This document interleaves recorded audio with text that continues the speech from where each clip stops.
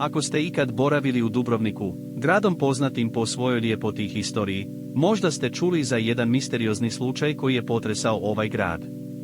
Na kraju ću ti pokazati detalje jedne od najvećih tajni u historiji Dubrovnika, ali prvobitno ćemo istražiti okolnosti koje su dovele do te tajne. Ja sam vaš vodič kroz svijet true crime priča i danas ćemo zajedno istražiti jednu od najzanimljivijih slučajeva iz Dubrovnika.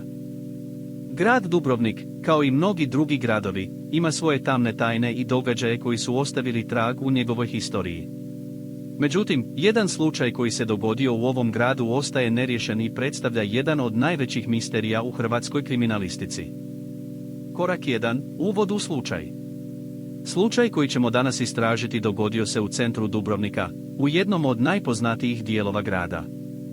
Jedna osoba je pronađena mrtva bez ikakvih vidljivih znakova nasilja i riotine.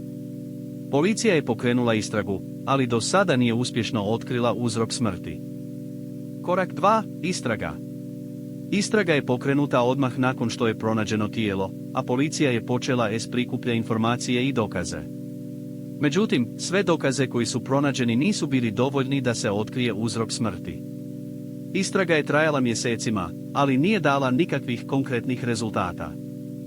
Korak 3. Teorije. Postoji više teorija o uzroku smrti, ali nijedna od njih nije potvrđena. Neki misle da je riječ o ubistvu, dok drugi vjeruju da je ovo slučaj samoubojstva.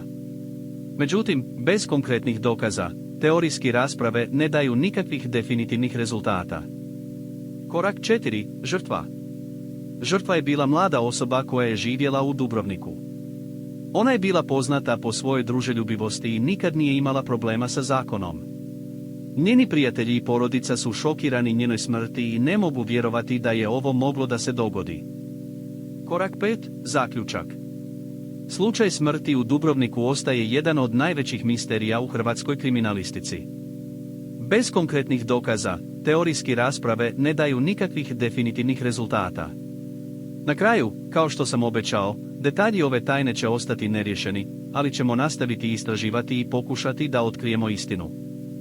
Pretplati se za novu istinitu priču svake sedmice. Zaprati trag tame i uključi zvonče.